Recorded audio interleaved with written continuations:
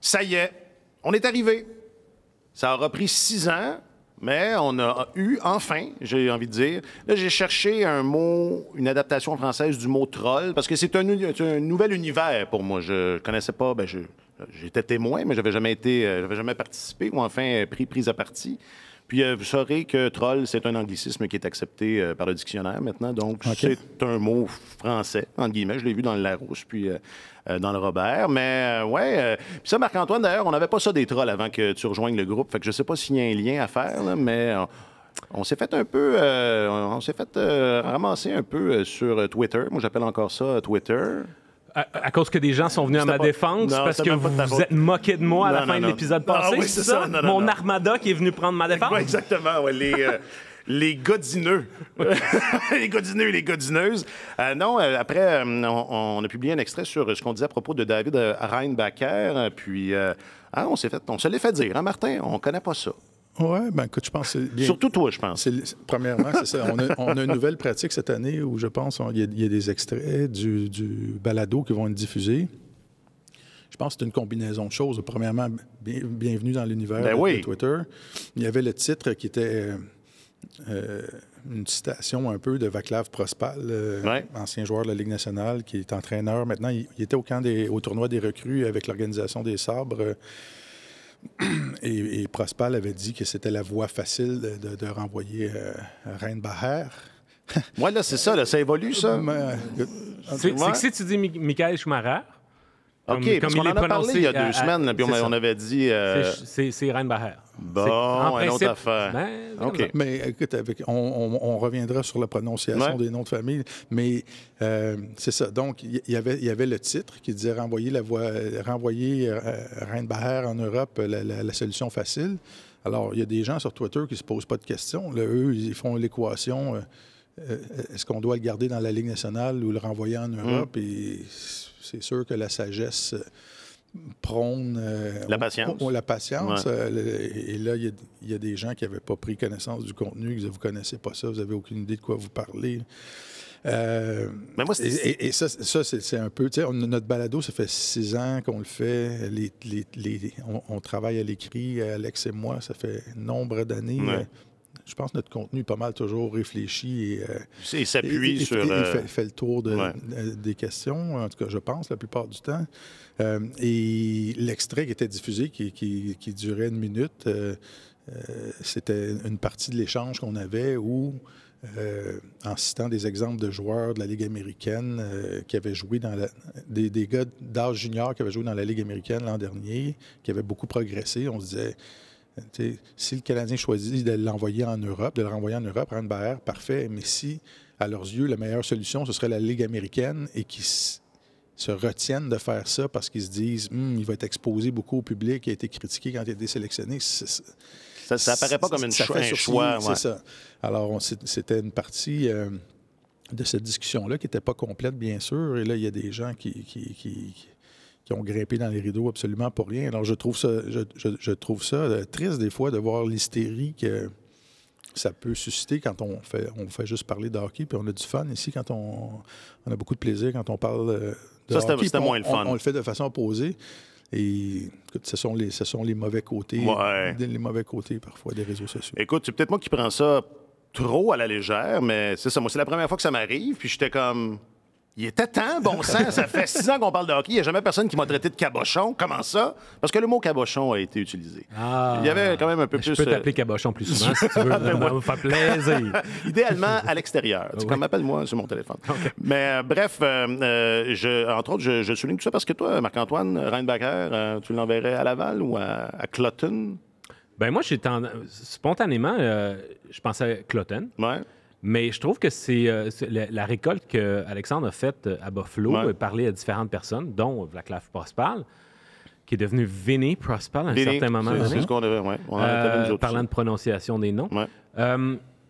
Ça m'a fait réfléchir. Je trouve que c'est vrai que parce que je n'étais pas au courant que la réflexion, l'un des arguments premiers du Canadien, c'était justement d'extraire Reinbacher de la pression des amateurs de Montréal suite au ressac de son repêchage. Si c'est le cas, je suis d'accord avec toi, Martin, à l'effet que ce n'est pas nécessairement la meilleure des motivations. Il doit y avoir d'autres considérations qui doivent rentrer en ligne de compte, mais chaque cas est différent. Oui. Puis, en tout cas, si ça, c'est la réflexion, moi, je trouve ça triste parce que c'est comme hisser le drapeau blanc devant, je sais pas, 4 de partisans qui sont, c'est ça. Qui sont déviants, là, ou qui ne comprennent pas comment ça fonctionne. Ceux qui ont envoyé ceux qui ont tenu des propos désobligeants envers Reine Baher, qui l'ont menacé ou quoi que ce soit sur les réseaux sociaux, c'est pas à ces gens-là qu'il faut que tu te fies si tu as des décisions de hockey à prendre. Alors, si jamais ça pèse dans l'équation, et ça pèse dans la sélection de joueurs québécois aussi. J'ai eu des discussions avec des gens chez le Canadien qui sont en position d'autorité.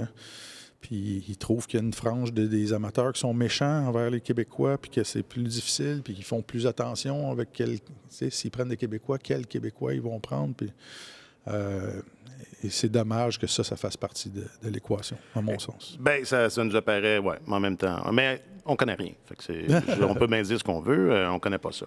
OK, aujourd'hui, qui complétera le duo Suzuki-Caulfield? Salut, Paul. Et on vit dans un monde où Brad Marchand est le capitaine des Bruins de Boston. C'est tellement hockey, épisode 257.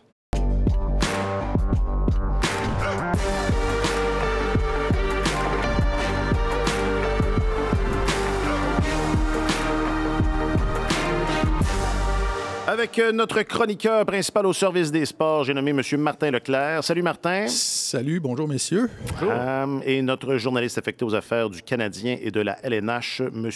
Marc-Antoine Godin. Salut, Marc-Antoine. Bonjour, M. Coupal. Je m'appelle Alexandre Coupal. Tu peux toujours aller chercher la meilleure chaise que tu peux avoir. Mais il faut que tu sois réaliste aussi. Qui est assis dans quelle chaise en avant de toi? OK?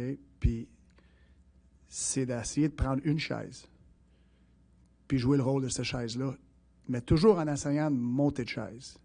Mais il faut que tu comprennes un peu le rôle que des fois un entraîneur a besoin de te faire jouer, mais il ne faut pas t'avoir peur d'aller voler une chaise. Que tu sois un gars de la Ligue américaine, il y a toujours bien des chaises qui se font voler. Alors, Martin Saint-Louis, qui n'a pas inventé l'analogie de la chaise, ça a été documenté cette semaine. Qui serait le premier entraîneur à avoir utilisé l'analogie de la chaise? Ça a été popularisé par Alain Vigneault. C'est ce que j'ai cru comprendre. Oui, ça, c'est sûr. Alain était un grand fervent de la chaise. Oui, mais on notera que Martin amène l'idée à un autre niveau complètement.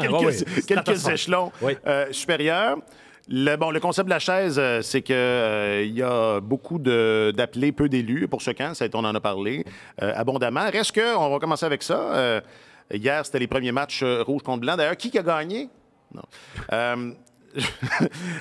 Et on a vu Emile Heinemann avec Nick Suzuki, Cole Caulfield. Tu as écrit là-dessus, Marc-Antoine. C'est pour toi un enjeu primordial de trouver... S'il n'y a pas de jeunes qui poussent, puis s'il n'y a pas d'histoire à ce camp-là, trouver quelqu'un pour compléter ce qui serait la première unité, c'est un enjeu de premier ordre. C'est une chaise importante. Chaise, ouais. Oui, parce que c'est le premier trio du Canadien. C'est celui qui est confronté au meilleur trio adverse soir après soir. Et même si Nick Suzuki affiche une progression puis un gain de constance d'année en année, même si Cole Caulfield pourrait marquer dès cette année 40 buts, je pense que c'est un duo. On sait de plus en plus que les trios de la Ligue nationale, c'est d'abord et avant tout des duos complétés par une troisième personne.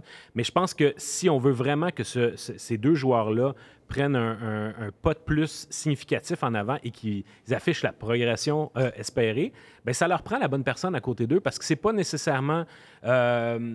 tous les profils de joueurs qui vont faire en sorte que ça va maximiser les atouts de Suzuki puis Caulfield. Moi, ce qui m'a frappé, entre autres, l'année dernière, puis je sais que l'état-major était chicoté par ça, c'est que quand Suzuki et Caulfield n'étaient pas en possession de la rondelle puis qu'ils étaient coincés dans leur territoire, ils y restaient longtemps. Souvent pour pratiquement des présences entières. Fait que quand tu perds toute ta présence à défendre, bien, au moment de la contre-attaque, il ne reste tout simplement plus d'essence dans le réservoir, puis il faut aller changer.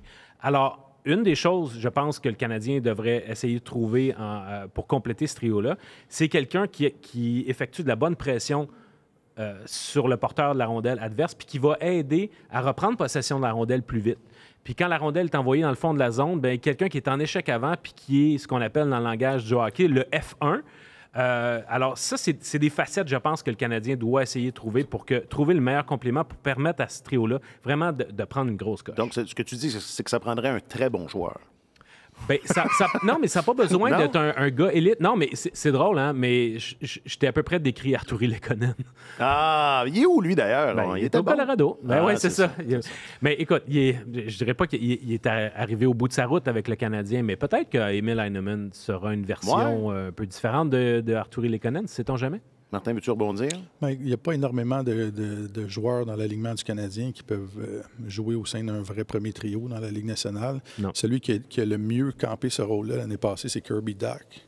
Il a très bien fait à l'aile avec Suzuki et Caulfield, mais il a très, très bien fait aussi quand il a commencé à jouer au centre. Il a montré de très belles choses. Et un gars de ce gabarit-là, 6 pieds 4, qui peut pivoter un trio, jouer de façon efficace comme il l'a fait, comme il l'a démontré. C'est encore un jeune joueur, là.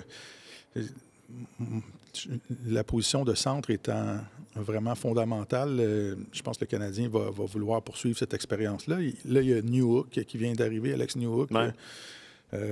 Ça change peut-être l'équation, mais la ligne de centre, c'est la colonne vertébrale de ton équipe. Et si Kirby Dach montre qu'il est capable d'être efficace au centre, je pense qu'on va avoir un joueur de centre de ce gabarit-là dans une équipe qui est capable de jouer au sein des deux premiers trios. Ça vaut de l'or. Je n'ai pas détesté ce que Josh Anderson a fait en fin de saison. Josh Anderson s'est cherché pendant une partie de la saison dernière.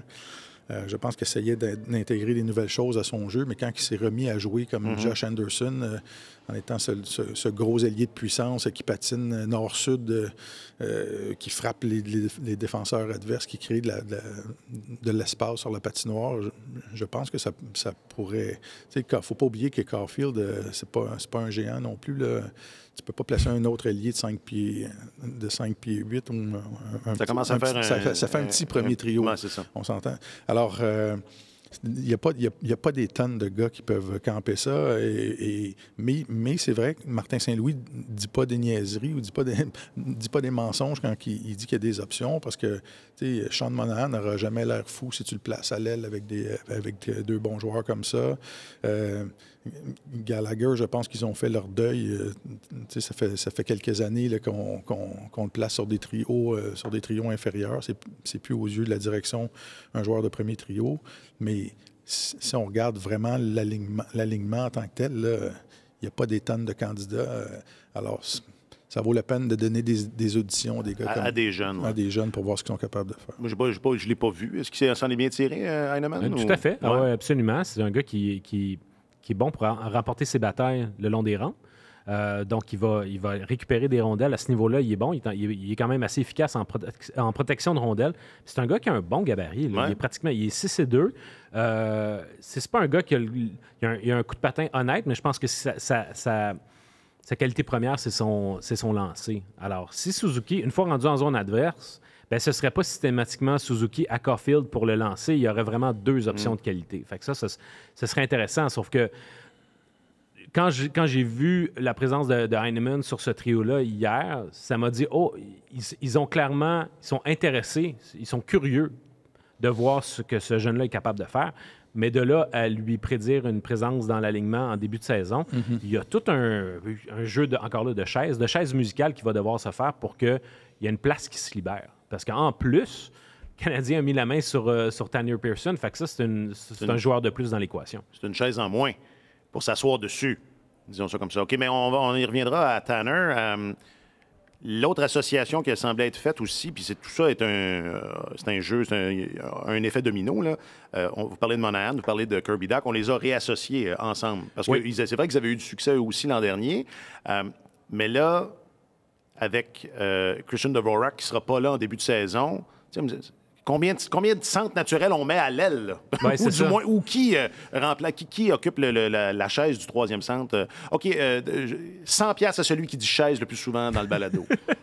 C'est OK? Fait que c'est Marc-Antoine qui est en avance, mais je suis pas loin derrière.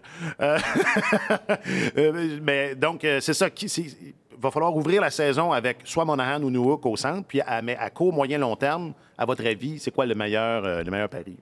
Ben, je pense que avec tout ce groupe-là en santé. Ouais.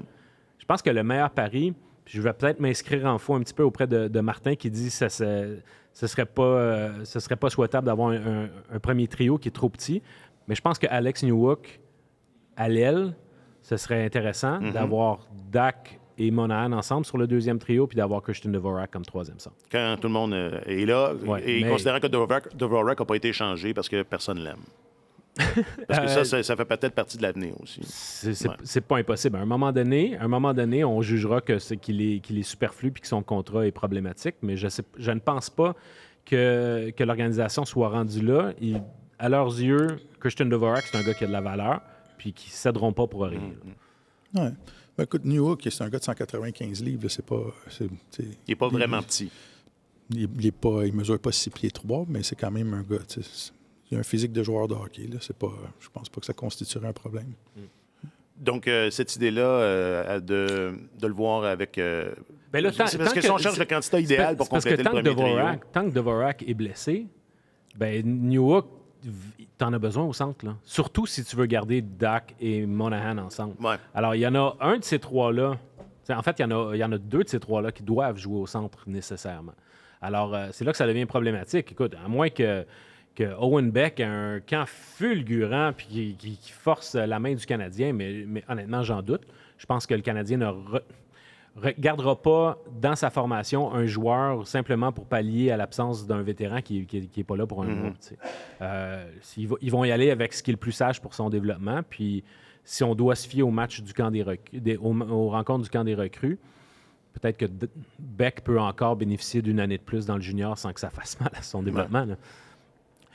Est-ce que justement, puis on va finir là-dessus pour les centres, là, mais êtes-vous surpris de voir Moynihan, ça revient, je ne sais pas, j'ai comme mon accent irlandais qui ne veut pas me quitter, Monahan et Dak être associés ensemble, justement, dans le contexte qu'on vient de décrire?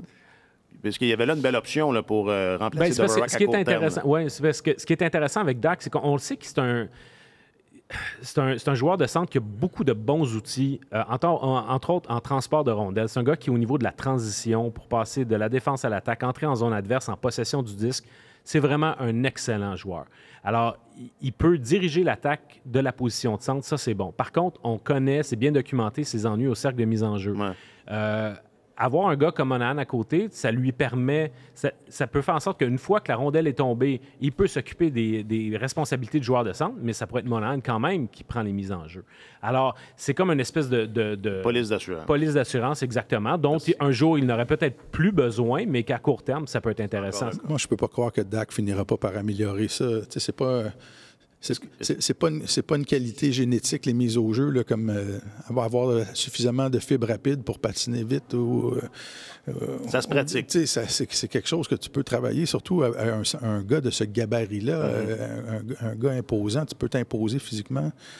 Et je ne serais pas surpris qu'il ait travaillé très fort là-dessus. Cet été, il y a eu du temps. Ouais. Alors, surtout la façon dont il a terminé la saison, mais... Il y a beaucoup de gars qui travaillent sur la qualité de leur tir et qui réussissent à l'améliorer de façon incroyable. Mais je ne peux pas croire que Dak va rester comme ça durant toute sa carrière dans le cercle de mise au jeu. Oui, il y a un vétéran de la Ligue nationale, je ne sais pas s'il a pris sa retraite, mais Andrew Colliano, oui, il a pris sa retraite. C'était un joueur de centre à l'origine avec les Oilers d'Edmonton et il avait énormément de difficultés au cercle des mises en jeu. Il était toujours à 39, 40, 43 %. Puis à un moment donné, il est devenu davantage un allié plus qu'un centre parce qu'on a comme fait, OK, on va passer à autre chose. Okay, ouais. Ouais. La raison pour laquelle je fais une petite obsession avec ça, c'est que je viens de m'en rendre compte, là, mais Monahan, Dvorak, leur avenir avec cette équipe-là, c'est pas comment dire, clair.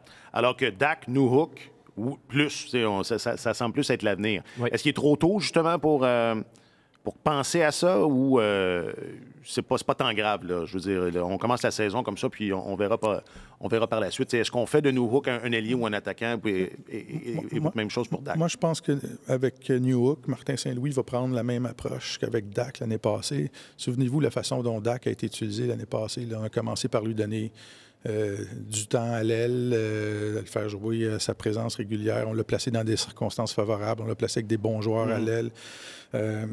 Et quand on a vu qu'il était capable d'en prendre plus, on lui a donné des plus grosses responsabilités au centre. Et ça a été...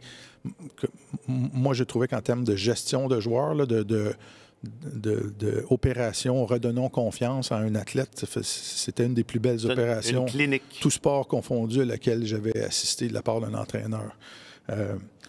Alors, je pense que Martin, en début de saison, va s'assurer que les missions qu'il donne à New Hook puissent être réussies pour qu'il puisse prendre confiance, pour qu'il puisse déployer ses ailes et tout ça. Alors, on verra dans quel contexte il va l'insérer. Puis tu as raison, Monahan, lui, son combat cette année, son défi, c'est de rester en santé puis de disputer une saison complète pour montrer qu'il y a encore une valeur dans la Ligue nationale. Il a été frappé par des blessures, il y a eu des chirurgies au cours des dernières années et tout ça, ça va être difficile. Gallagher, c'est la même chose. Est-ce qu'il est capable encore de disputer une saison complète? Armia a été souvent blessé aussi. Il y a beaucoup de gars que, le Canadien commence l'année puis tu te dis, est-ce que ces gars-là vont être capables de passer à travers le calendrier? Et c'est une autre raison qui fait en sorte que c'est bon de donner des auditions à des jeunes au camp d'entraînement et de bien préparer des gars comme New Hook, parce qu'à un moment donné, c'est peut-être eux autres qui vont devoir porter le flambeau en deuxième moitié. Là. Il y a probablement, c'est ça. Qui a écrit ça? Je me rappelle pas, mais on a déjà des blessés. Là. On en a déjà. Je pense que c'était Kierkegaard. Oui, ouais, Foucault peut-être. Mais on sait que Chris Whiteman ne sera pas là, mais ça n'a pas rapport. Là, mais on s'attend à ce qu'il y ait des blessés. C'est entre autres une des raisons évoquées pour l'acquisition de Tanner Pearson, parce qu'il y a bien des gens qui ont froncé les sourcils. Qui s'inquiétaient, puis c'est quelque chose qu'on a tout de suite voulu désamorcer là, chez le Canadien. Il ne prendra pas la place d'un jeune, parce qu'on veut des jeunes. Visiblement, c'est bien important là, pour le monde. Là. Mais je comprends que ça fasse sourciller les gens, parce que le Canadien a passé l'été à liquider les salaires de certains vétérans, puis là, ils en amènent un dont ils n'avaient pas nécessairement besoin. Sauf que ça a été... Manifestement, le Canadien s'est dit, OK, nous, on va avoir de la difficulté à échanger Casey DeSmith. Il est notre troisième gardien. Il occuperait soit une place inutile dans l'alignement si on le gardait dans la formation des 23, ou bien on le perd pour rien au ballottage, puis ça, on ne veut pas ça. Puis s'il se ramasse à Laval, il va ôter du temps à Caden Primo et Jacob Debèche. Alors, qu'est-ce qu'on fait avec? Là, la porte s'est ouverte parce que les Canucks de Vancouver avaient besoin d'un gardien auxiliaire. Il y avait un marché là.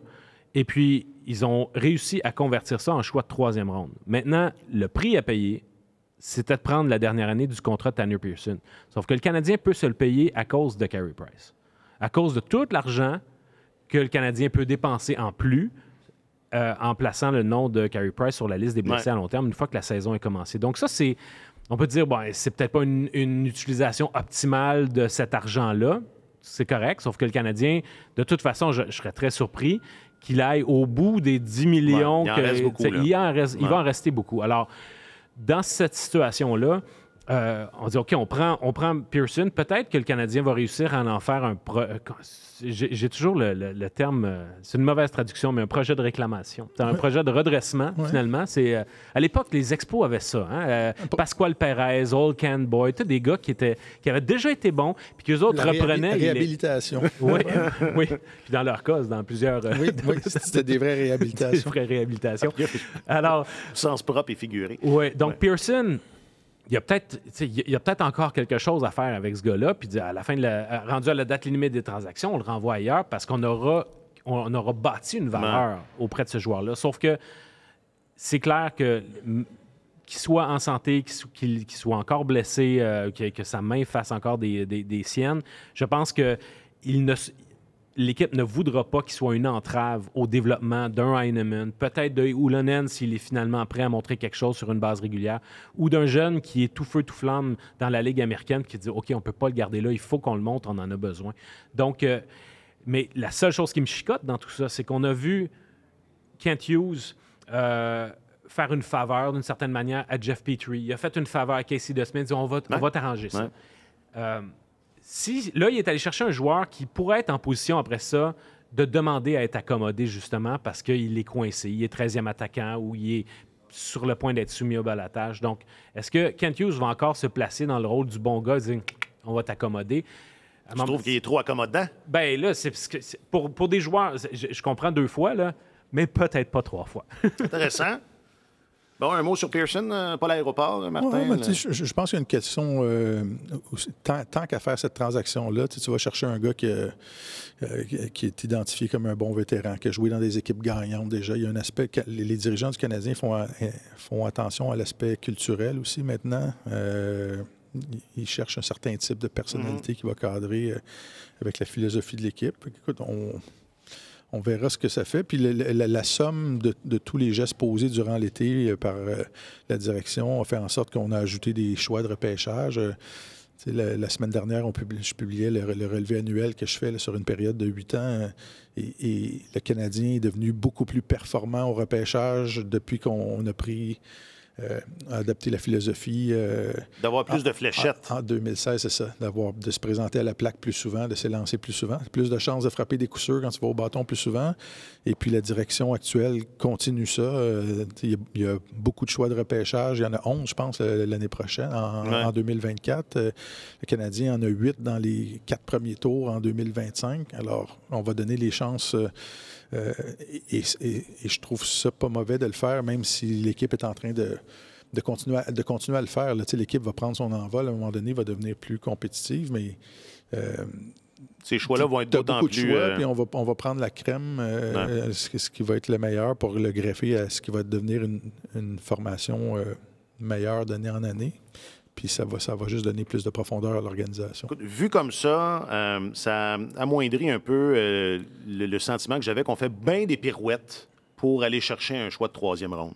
On en parlait avant l'enregistrement. Tout ça pour se débarrasser de Mike Hoffman.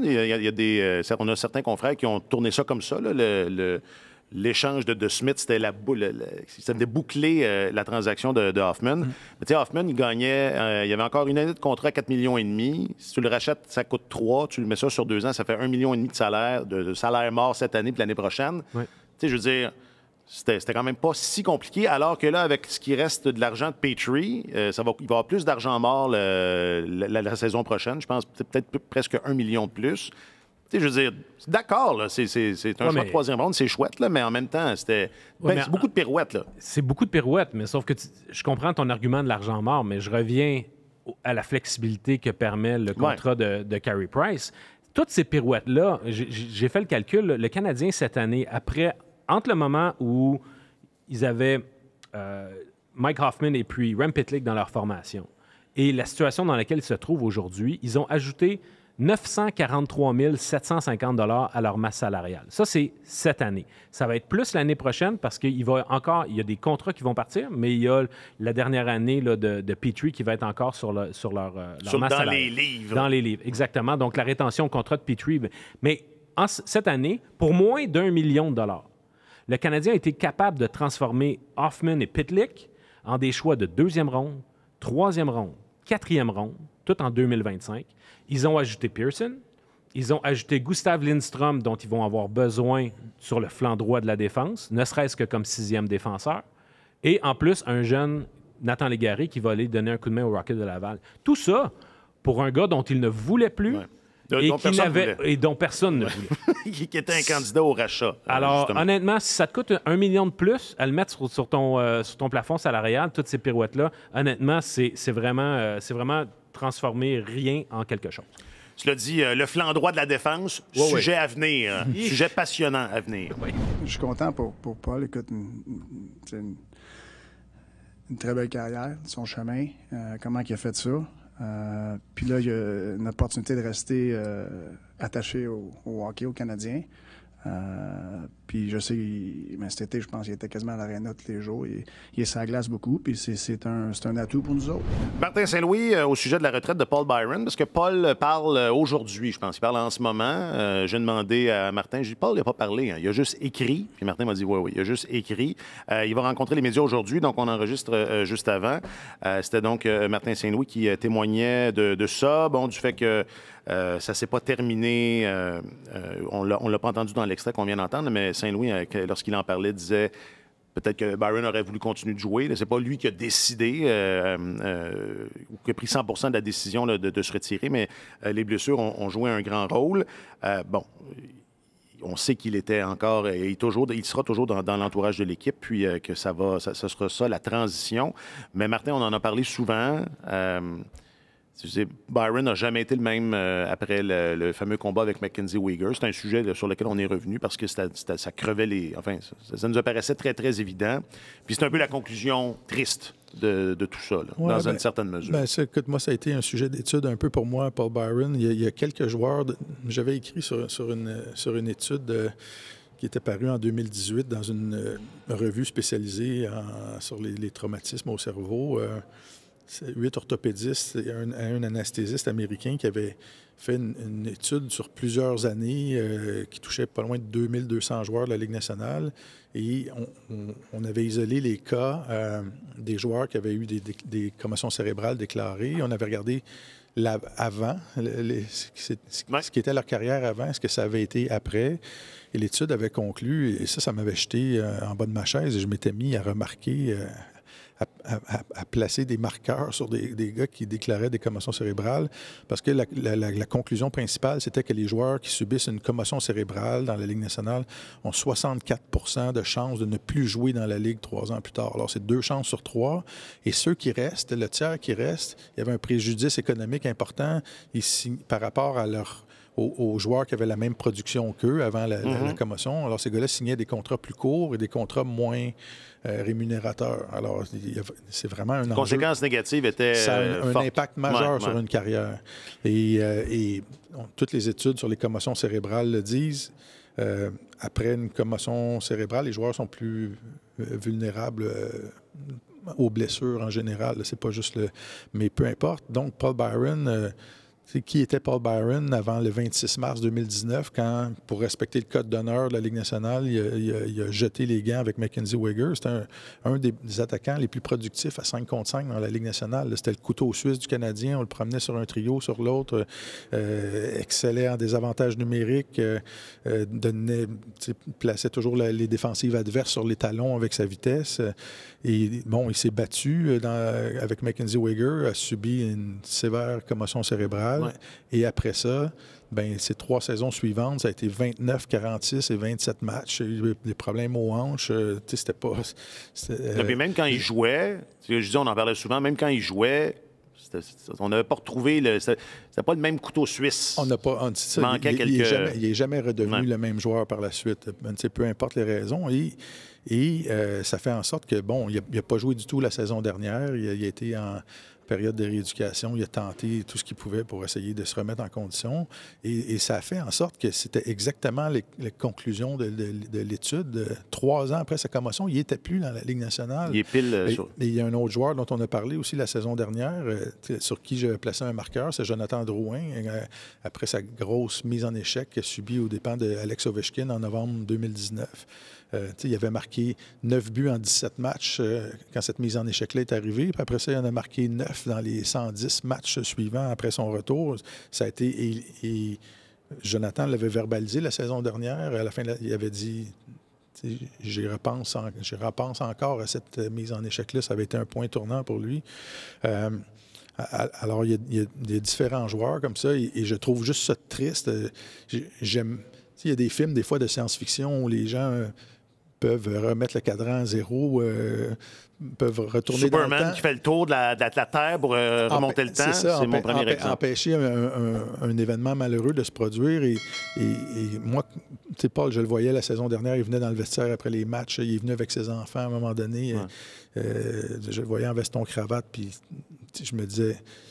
J'aimerais ça avoir une machine à remonter dans le temps pour voir s'il n'avait pas accepté ce défi-là contre Mackenzie Weegar, s'il s'était abstenu de se battre, quelle aurait été la suite. Alors, c'est juste ça. Et sinon, je salue... c'est quand même une remarquable carrière pour un gars qui était parti de loin comme lui. Et c'est devenu un leader chez le Canadien. Il est arrivé par la porte arrière dans cette organisation-là. Il s'est élevé au rang d'assistant capitaine et il a joué un rôle quand même remarquable dans cette organisation-là. Absolument, absolument. Bien, moi, loin de moi l'idée de diminuer l'importance d'une commotion cérébrale. Puis je suis au fait de l'étude que Martin mentionne. Puis c'est vrai que Paul Byron répond en tout point à ce qui avait été aux observations de l'étude. Sauf que dans son cas, je pense que ça va bien au-delà de ça. Paul Byron a passé l'essentiel de sa carrière dans la Ligue nationale à gérer des blessures qui, progressivement, l'ont rendu de moins en moins efficace. Quand le Canadien est allé le chercher, le réclamer au ballottage, les Flames de Calgary l'aimaient, leur entraîneur-chef Bob Hartley était en amour avec lui. Mais ils avaient un problème au sein de leur formation. Ils se disaient, on a un joueur en trop, puis ils ont décidé de laisser partir Paul Byron parce qu'ils étaient inquiets de sa durabilité parce il soignait une blessure au poignet et surtout, il venait d'être opéré pour une hernie sportive, donc des muscles au niveau de l'aine.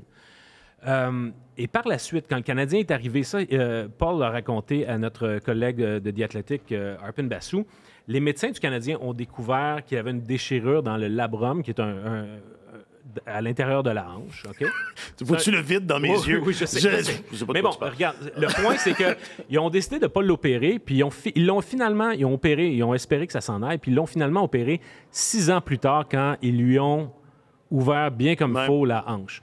L'affaire, c'est que pendant 6 ans, Paul Byron, qui était reconnu essentiellement pour sa vitesse, a eu un problème chronique et aggravant à la hanche qui s'appelle, attention, parce que là, tu vas tomber en bas de ta chaise. Le vide va se faire dans tes yeux une deuxième fois, un conflit fémuro-acétabulaire. Ah ben oui. C'est ça. Ben qui est bien connu, oui. c'est ça, exactement, ça touche. Mais honnêtement, c'est un type de blessure qui, dans la hanche qui touche énormément de joueurs de hockey. C'est à plus ou moins gros degré. Sauf que, donc, lui, il a eu une condition qui s'est dégradée d'année en année. Et puis, à un moment donné, quand il s'est fait opérer, il y a la COVID qui est arrivée et il n'a pas été en mesure de se retrouver dans des situations où il avait soit l'équipement, soit les ressources de réadaptation pour pouvoir maintenir le niveau qu'il avait quand même réussi à faire en sorte qu'il reste en santé plus ou moins dans la Ligue nationale. Ouais. Alors, il n'était plus capable de suivre le rythme. Et puis, là, il est arrivé au point où, quand il a décidé d'arrêter de jouer l'année dernière, il était capable de jouer 10 minutes au mini-hockey avec ses enfants, puis c'était terminé. Fait que là, qui se retrouve sur la glace aujourd'hui, qui patine, puis qui dirige des entraînements ou des exercices, c'est le fun. Mais il n'y a aucune chance au monde que ce gars-là, dans l'état où est sa hanche, aurait pu espérer continuer de jouer au hockey. Fait que je n'exclus pas le fait qu'il a connu une commotion cérébrale, mais ce serait réducteur de dire c'est à cause de ça, parce que, à mon sens... c'est pas ce qu'on disait. Non, c'est qu'à mon sens, la blessure à la hanche est fondamentale dans la retraite de Paul Byron. Absolument, mais... Puis je reviens là-dessus, on en a parlé souvent parce que ça se voyait. Il y a un avant puis un après là, de ce combat-là avec Weegar par rapport à la façon dont il jouait. Puis probablement que, pas probablement, là, bien évidemment que les autres blessures aussi. Il y a eu un avant et après aussi quand tu le regardais patiner. À un moment donné, il a cessé d'avoir l'explosion qui avait fait de lui un joueur dangereux en désavantage numérique pour essayer de voler la rondelle à la ligne bleue, partir en échappée. Fait que, mais quand même, c'est un gars qui a joué plus que 500 matchs dans la Ligue nationale. Quelle carrière où il a défié toutes les probabilités, puis il est vraiment un exemple pour toute la jeune génération qui est là. C'est très sain de la part du Canadien de le garder dans son giron, parce que c'est un gars qui vraiment va pouvoir témoigner de son expérience. Puis comme Martin Saint-Louis l'a observé, le fait que ce soit tout frais, son expérience dans la Ligue soit toute récente, bien, ça va faire en sorte que les conversations qu'il va avoir avec le personnel d'entraîneur, ça va être des observations qui sont fraîches, qui ne datent pas puis qui correspondent à la réalité d'aujourd'hui. Qui sont proches de ce qui se passe pour vrai. Question du public, réseaux sociaux. Question du public, réseaux sociaux. Alors, on a demandé à tous ceux et celles qui trouvent pas qu'on est des cabochons sur les réseaux sociaux. On en a moins, ça. C'est ça. C'est assez positif, ça, ailleurs. Décrivez-nous Paul Byron en un mot. Puis pensez-y, là, vous deux, pendant que je partage quelques-unes des réponses. Sur le Twitter, Joey, détermination. Stéphane, persévérance. Rock, dédication, c'est peut-être en anglais. Dedication. Classe, dit Malarek. Doom Chambers a mis une fusée. Ça, c'est pas un mot, mais c'est très éloquent. Point bonus. Et sur le book, le Facebook, Paul Yvalan.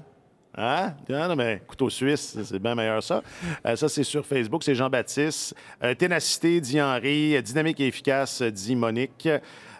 Lisette dit rapide.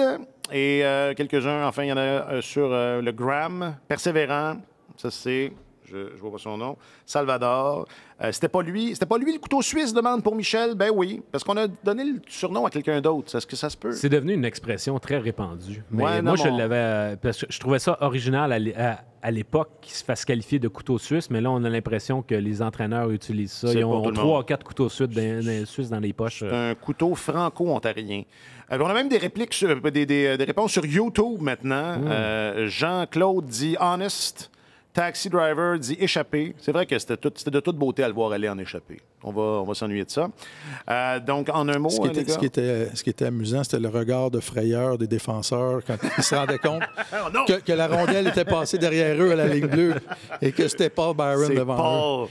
En un mot, Marc-Antoine, es-tu capable? Ou tu peux nous faire un dessin? Non, mais écoute, c'est drôle parce que j'ai fait un tweet quand sa retraite a été officiellement annoncée. Mon tweet mentionnait justement, j'ai dit le terme guerrier est souvent galvaudé dans le hockey, mais il s'applique à cet athlète exemplaire dont le parcours va continuer d'être inspirant pour une génération de jeunes joueurs du Canadien. C'est plus qu'un mot, ça. Un mot, Marc-Antoine? Guerrier, c'était ça mon mot. J'ai tout dit ce que j'avais dit. Regarde, j'ai dit plein de mots, prends-en un, puis arrange-toi avec. Le mot du. C'est un bon gars. C'est une bonne personne. Yeah, no, to be honest, I've been disappointed in the lack of talk in that regard. So it was something that I expressed at the end of last year that I wanted to get something done before training camp started. There haven't been any conversations. So. Steven Stamkos interrogé à savoir s'il y a une prolongation de contrat dans l'air, parce qu'il écoulera la dernière année de son présent contrat cette saison. Puis il dit honnêtement, je suis un peu déçu qu'il n'y ait pas eu de pourparlers. J'avais demandé à ce qu'on en parle cet été, qu'on règle ça avant le début de la saison, mais ça n'a pas été le cas. Ça faisait longtemps, j'allais dire c'est rare, ça faisait longtemps qu'on n'avait pas entendu un joueur s'exprimer aussi candidement sur sa situation contractuelle. Qui plus est, quand on est un joueur qui a l'aura de Steven Stamkos, qui plus est, bis à Tampa Bay, où c'est rare là, qu'il y a de la polémique. Ouais. Hein? Oui. Voilà, fait que c'est pas une question, c'est juste une magnifique affirmation. Je vous laisse vous débrouiller avec ça. Ciao!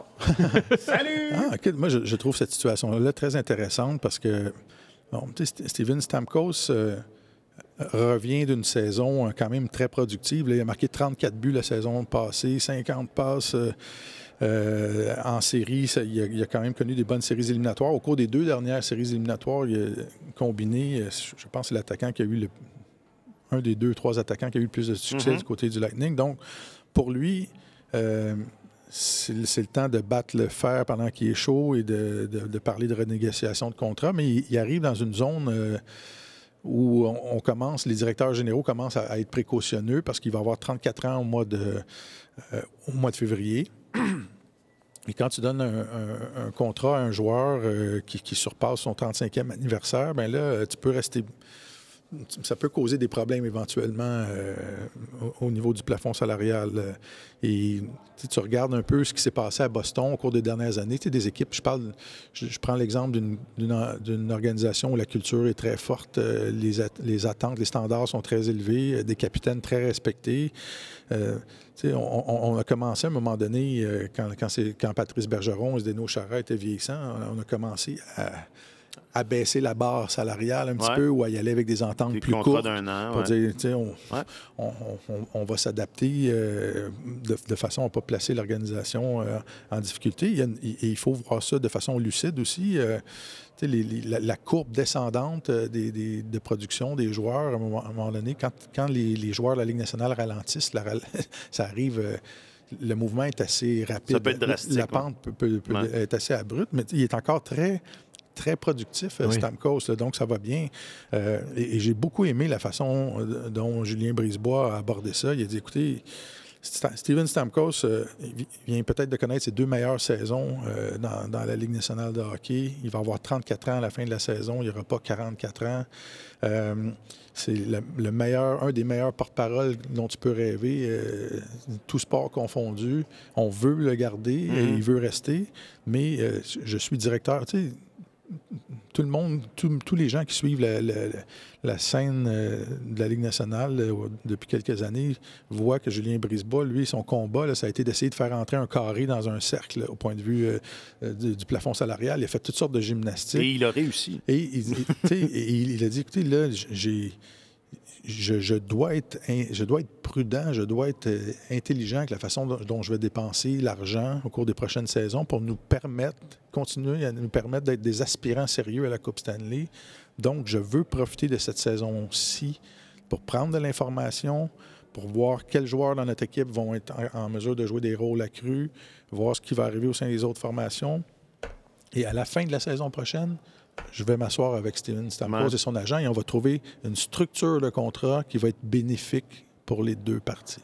Alors, je trouve ça extrêmement responsable. Et il vient de signer quoi? Brandon Hagel qui vient de signer il vient de prolonger? Oui, absolument, pour 6,5 millions par année. C'est ça. Alors, c'est un jeune joueur qui cadre dans les plans à long terme. On a fait une transaction pour aller le chercher. Lui, on lui a prolongé son contrat, mais on dit au capitaine, là, on arrive dans une situation, dans une période différente de ta carrière, puis si tu veux rester à Tampa, puis il y a toutes sortes d'atouts. Là, Julien Brisebois, il y a une fiscalité qui est avantageuse de son côté. Stamkos est établi là depuis longtemps avec sa famille et tout ça. Mais je trouve ça très responsable et courageux quand même de prendre une position comme celle-là avec un joueur qui est une tête d'affiche et un leader dans ton équipe. Ça aurait été parfait. Ça aurait été une clinique, un enseignement de gestion si ça avait été privé. T'sais, le seul là où ça accroche, c'est que là... Parce que oui, chacun s'exprime, chacun dit des choses qui sont senties, mais... Oui, mais à partir du moment où le contrat n'est pas signé, c'est au vu et au su de tout le monde que ça n'a pas été signé. Fait que c'est sûr qu'ils allaient être interrogés tous les deux à ce sujet-là. Oui. Moi, à mon sens... Mais que Stamkos dise « je suis des... » qui exprime ça publiquement, moi, ça m'a surpris. Si Julien Brisebois lui fait exactement le discours qu'il a fait publiquement, il le fait dans le privé avec Stamkos avant, si les flèches, il touche les bons points, Stamkos dit on va en reparler. Mon contrat, on en a parlé, puis on a convenu qu'on allait en reparler à la fin de la saison. C'est probablement ce qu'il lui a présenté comme situation. La différence, c'est qu'il y a un tas de joueurs. Martin, tu viens de mentionner le nom de Brandon Hagel. Il y a un tas de joueurs chez le Lightning dont le contrat a été renouvelé un an avant leur autonomie complète. Alors, c'est tous des gars dont le Lightning a pris soin en avance pour éviter de se retrouver dans ce genre de situation-là, alors que Stamkos, lui, se retrouve confronté à dire, là, il va falloir que tu attendes qu'il soit, après la saison, qu'il soit minuit moins 5. Pour moi, je regarde cette situation-là puis je me dis, c'est exactement le genre de situation typique où un directeur général doit décider est-ce que je vais payer en fonction des services à venir ou je vais payer pour des services rendus. Et plus les dollars se sont fait rares dans le hockey, plus les directeurs généraux se sont gardés de dépenser de l'argent pour services rendus. Je me souviens à l'époque quand Brendan Gallagher a signé son contrat suivant, c'était exactement ça l'enjeu. Est-ce qu'on le signait pour ce qu'il avait déjà fait ou on le signait pour ce qu'il allait faire plus tard?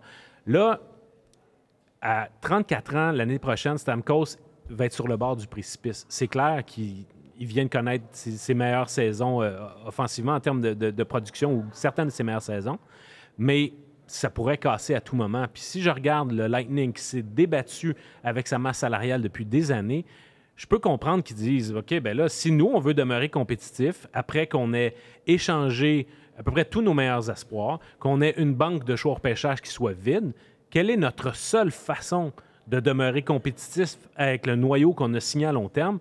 C'est de se garder une certaine marge de manœuvre financière qui va nous permettre de rajouter des actifs qui vont être soit qui vont nous rajeunir ou qui, au moins, vont concorder avec les gars dans la fin vingtaine qu'on a déjà sous la main.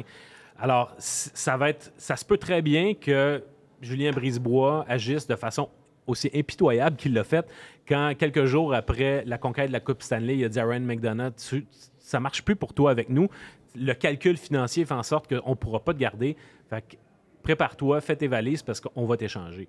Alors, ce serait raide de le faire avec le capitaine de l'équipe depuis autant d'années parce que des services rendus, il en a donné, Steven Stamkos, mais de manière froide et pragmatique, je peux comprendre la position de l'équipe. Oui. Et c'est ça, Julien a montré qu'il n'est pas... à un moment donné, la logique des affaires prédomine. Il y a des joueurs qui ont été importants dans cette organisation-là, qui sont partis au cours des dernières années. Marc-Antoine vient de parler de McDonough. Killorn est parti.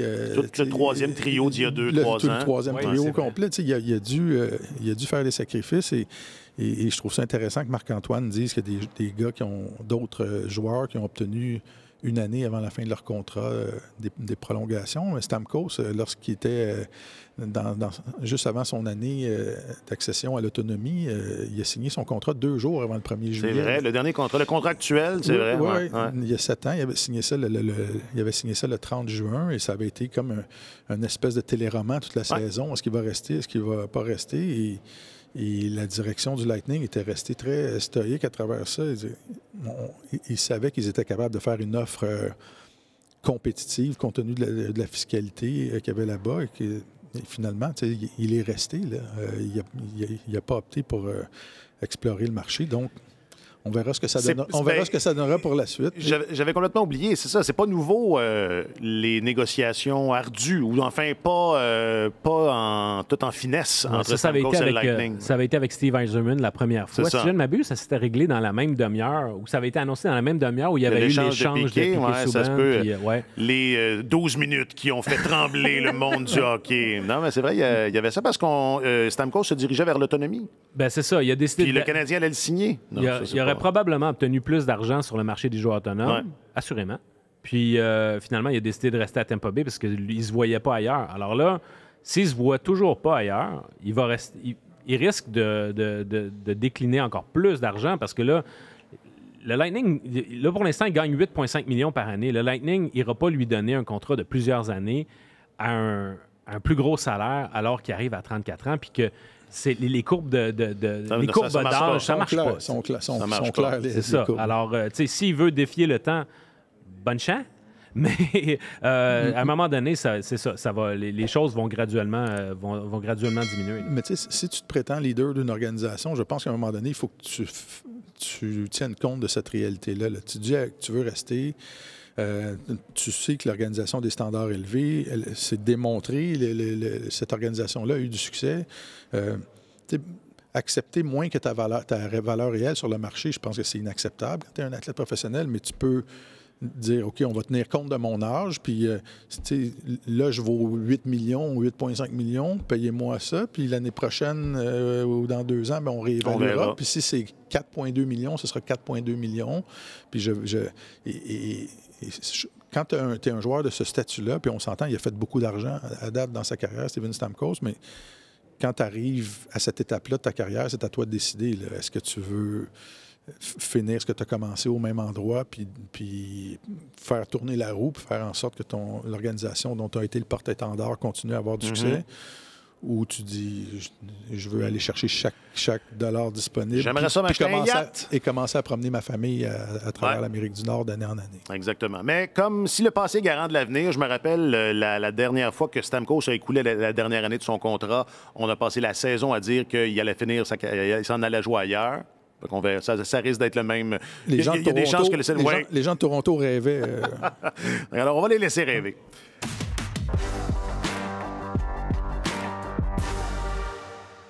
Je fais exprès d'en parler là, mais pouvez-vous croire qu'on vit dans un monde où Brad Marchand est le capitaine des Bruins de Boston? Non, il me semble que, tu parlais tantôt de revenir dans le temps, là. Il me semble que si je revenais... Moi, c'est pour ça que je remonterais le temps.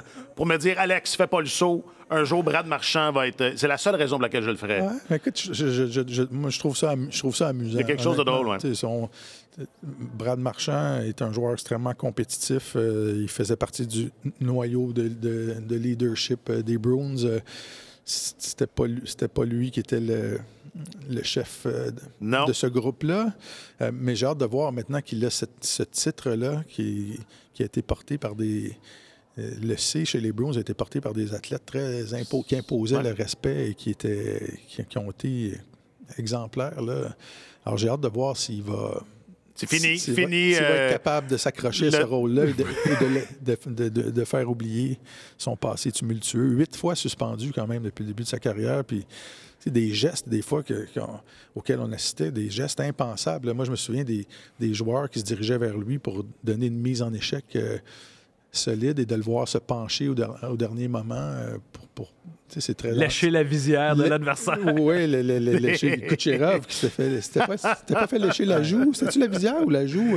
Ben, je pense qu'il y a eu les deux. OK. Oh, ouais, rendu là, c'est ça. Mais c'est une drôle de bébite, Brad Marchand, mais moi, ce que je trouve admirable, à mon sens, ce qui en fait un capitaine, pas du tout le même genre de capitaine que Patrice Bergeron. C'est certainement pas un modèle de classe.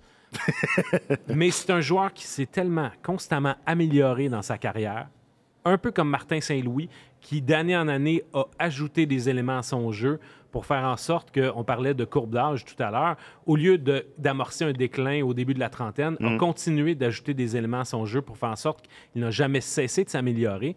Ça, en soi, cette capacité-là, ça peut être un modèle à suivre pour un capitaine. On n'est pas dans le vestiaire, fait sa dynamique auprès de ses coéquipiers, je pense qu'on n'est plus à l'époque où il faisait rouler les yeux à tous ses coéquipiers autour. Il s'est passablement assagi. Puis, c'est sûr que c'est une autre époque, mais Terry O'Reilly a déjà été capitaine des Bruins de Boston, puis c'était pas un enfant de cœur. Puis à la même époque, Bobby Clark, capitaine des Flyers, c'était pas un enfant de cœur non plus. C'est vraiment un type différent. J'insiste là-dessus que Patrice Bergeron, mais en même temps, ces deux gars-là étaient soudés ensemble. Sont devenus les meilleurs amis du monde. Et je pense que l'influence de Patrice Bergeron, Marchand va vouloir continuer de la perpétuer, puis il va vraiment la faire sienne. Dis-moi qui sont tes amis, je te dirai qui tu es. Ah, mais ça va être intéressant parce qu'en plus, il tombe capitaine dans une période de turbulence un peu chez les Bruins. Ils ont perdu leurs deux premiers centres. Ça va être d'ailleurs, je trouve, un sujet d'intérêt cette saison. Le bon vieux dicton, la ligne de centre dicte tout. Là, on va avoir l'avant et l'après de façon très nette dans une équipe qui a eu des succès phénoménaux la saison dernière. Fait qu'il tombe capitaine à une époque où les Bruins ont des gros ajustements à faire et ça va être un peu un capitaine de transition parce qu'il est à la mi-trentaine maintenant. Moi, je me demandais si McAvoy n'allait pas être nommé capitaine tout de suite, mais ça aurait probablement été un manque de respect envers Marchand, compte tenu de tout ce qu'il a fait pour cette équipe-là. Ses états de service. Alors, ça va être une situation intéressante chez les Bruins. J'ai hâte de voir ça. Voulez-vous être... Montre-moi tes amis, je te dirai qui tu es. Voulez-vous être mes amis? Bien sûr. Okay. Ben oui. Parce que j'en ai besoin ces temps-ci. Là, je me fais traiter de cabochon sur Twitter. C'est pas... C'est dur. J'ai besoin. Je vais accepter ta demande d'amitié. Marc-Antoine Godin, tu es notre journaliste affecté, l'un de nos nombreux... Faut que je trouve une formule. Faut que je la change. Là. Tu es... L'un de nos exceptionnels. C'est vrai. Journaliste affecté aux affaires du Canadien et de la LNH. Merci infiniment de ta présence, mon cher. Un plaisir, comme toujours, messieurs. Et Martin Leclerc, tu es notre roc, notre pic, notre péninsule. Non? Personne? Cyrano de Bergerac? Les gars. C'est ça, mais là, on savait que c'était Cyrano. Il fallait le dire, fallait crier. T'as pas mentionné le cap. Non, j'ai commencé à rock. Tu es notre chroniqueur principal au service des sports. Merci infiniment, Martin. Toujours un plaisir. Un gros merci à Yann Dion et Jacques-Alexis Bernardin en régie. Je m'appelle Alexandre Coupal. Bon week-end. Sur tous les terrains et sur tous vos appareils, Radio-Canada Sport.